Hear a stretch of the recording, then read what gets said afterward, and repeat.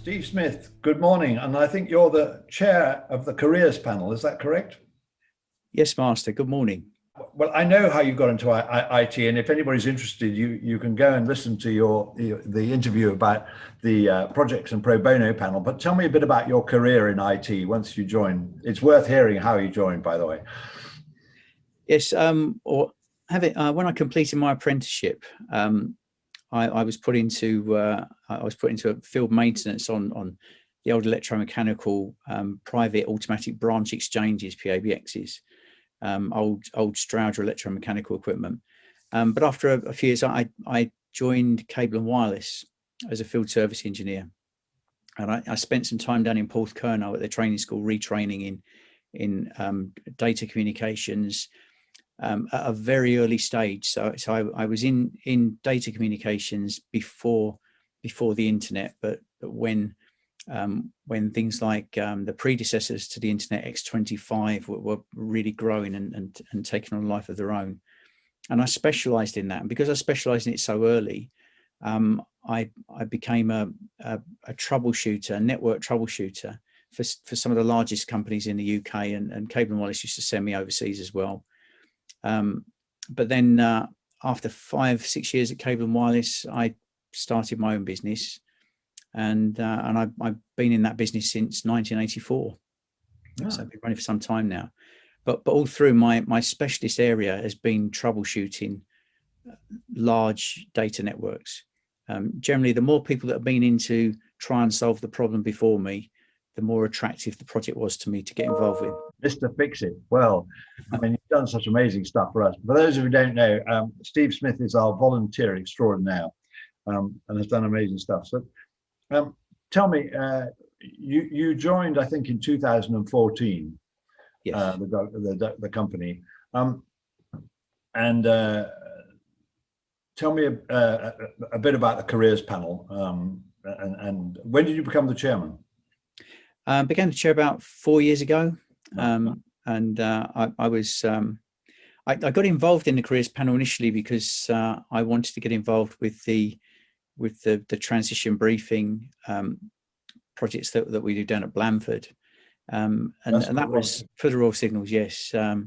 And indirectly, that was how I originally got involved in the WCIT, because it was from a ex-Royal Marines person who was working in my business. He'd come across the WCIT at Blandford and he recommended the WCIT to me. So it was kind of closing the circle, but I was really interested in doing what I could to help with anyone serving in the military transitioning into a military career, because my business employed quite a few people coming out of military service. When they were discharged from military service, we took them on initially for work experience, but we rarely let them go. They ended up as full-time employees and are still there now. So that was my initial connection, but it was we got involved in some interesting projects, and it was generally helping people with transition, whether they were young people transitioning from school to career, from military to a civilian career, and sometimes helping out with charities that were involved in transition as well. And is that still the case today? It is still the case, and we like to. I'm developing, or I've been trying to develop since I've been in the careers panel, and any other panel involved, with really cross-panel and cross-committee working, so that we don't work in isolation. And I've tried as much as I can, with time permitting, to help with other panels and committees and to be involved in those. That's why I'm a member of so many panels and committees. It's about trying to break down silos, or trying to identify where there's resource hiding somewhere else that could help out. What are the main streams today of the panel, work streams, so to speak?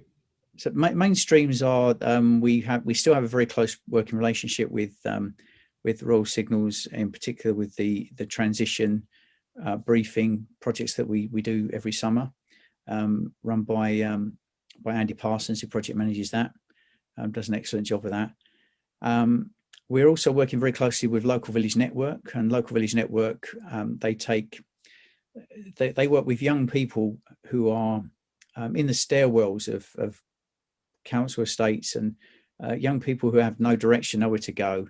Local Village Network provide them with a means, and they do that by providing them with micro mentors, people in industry to mentor them in groups to help them change the direction and course of their life.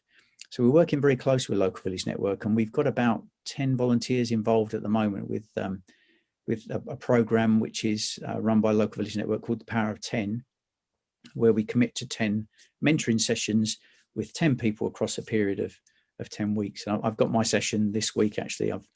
I did one session back in February. I've got one.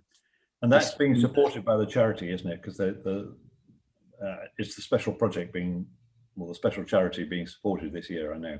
It is, yes. Yeah, which is excellent news, because I've been working with them for a couple of years now, and we've been involved in a number of areas through PMP and the Careers Panel.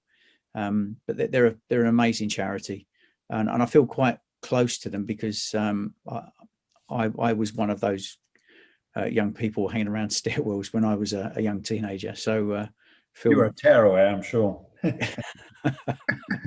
And how many members of the panel have you got, roughly? It's about 50. I would say we've probably got about 20, 25 active. So are a lot of those overlaps with P&P?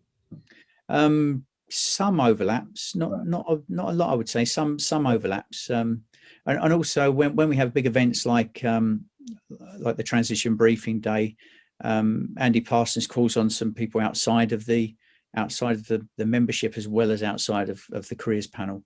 We have people that come in from other panels to help out. The one thing I need to mention as well is Professional Horizons, which is a new program we're doing for initially for the Royal Signals, but we're getting a lot of interest from other areas of the military, and that's through career coaching.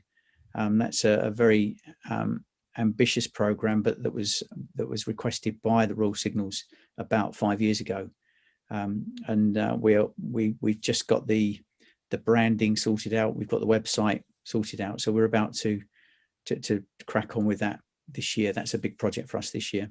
And have you got the volunteers for that? We not at the moment, no, but I always know who I can approach. So anyway, if you want to volunteer, all you need to do is to contact Steve and or Sam, who's the assistant to the clerk. Her details are on the end screen when we at the end of the video.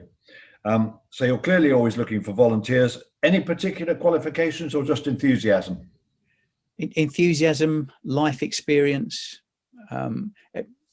Everyone in the livery has something to offer to the Careers Panel.